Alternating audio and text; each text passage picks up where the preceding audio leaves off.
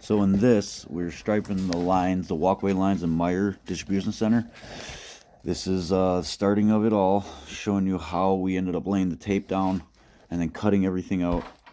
See how it's slowly going in and getting cut out piece by piece. And this is the final one before we have to actually acid etch, lay down acid between the tape, and then we vacuum it back up, neutralize all the acid, and then come back the next day and paint it, and then come back the next day after, and then pull the tape. And you'll see that throughout this video.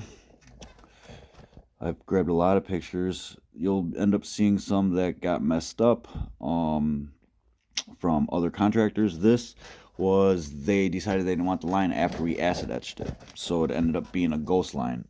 And you see how you can see the lines after we pull the tape?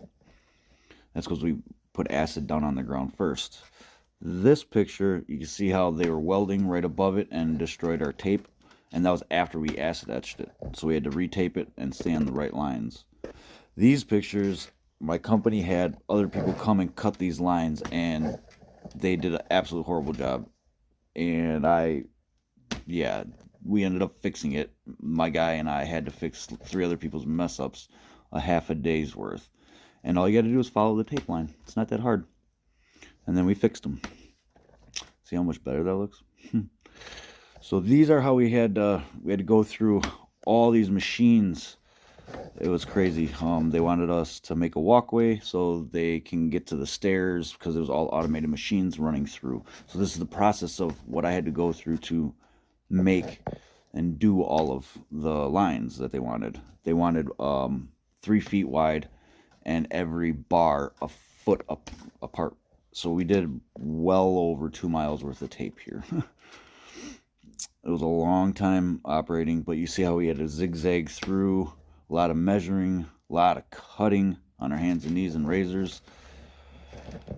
But yeah, it turned out really great. I designed those corners going in from like on a 90 to make it look good, not just so it didn't just look all weird. Took me a little bit, but not too bad. That's us after we sucked up the acid. I don't know why that picture's in there. Apologize for that. Yep, we sucked up the acid. So now this is with the acid on there.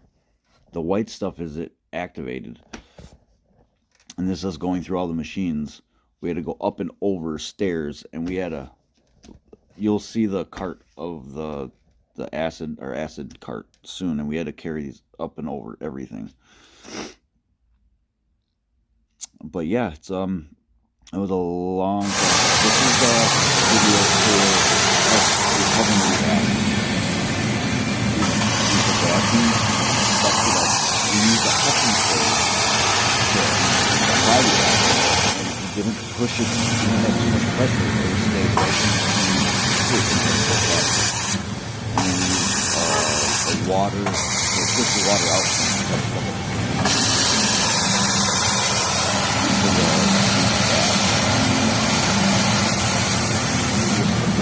Ever after this.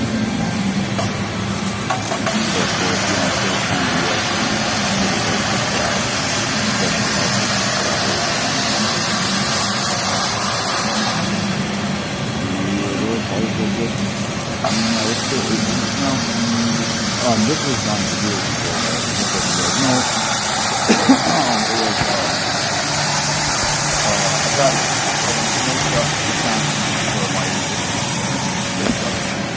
Go down that middle line. Yep. So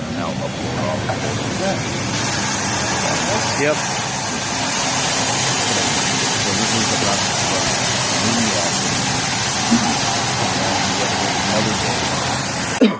Excuse me. So this is the next day. Now we spray it with the enamel paint out of a Graco machine, and we have to do it by hand. And we basically let it dry for 1 full day, and then pull it up, which you'll see how it looks after, because right now it doesn't look the greatest, but it won't look like that once all the tape is pulled. So now we're coming around, yep, So long stretches, like sometimes they're over 300 feet stretches. It was crazy.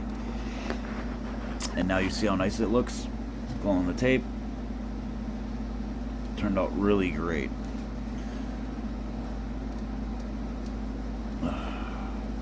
And then these were aisles that we had to go. Oh, it was crazy. Yeah, from that wall to the other wall across, it was over 200 feet. And we had to do that 3 times. Well, technically 6, and then every foot, 2 pieces of tape. But this is the final product, running through it all. See how nice it looks? And my first time ever going this crazy. So this was our acid etching machine. We lay down the acid. This is our recovery machine. One side had water, the other side put the water in, and then we had to use baking soda to neutralize it. And then this, I didn't make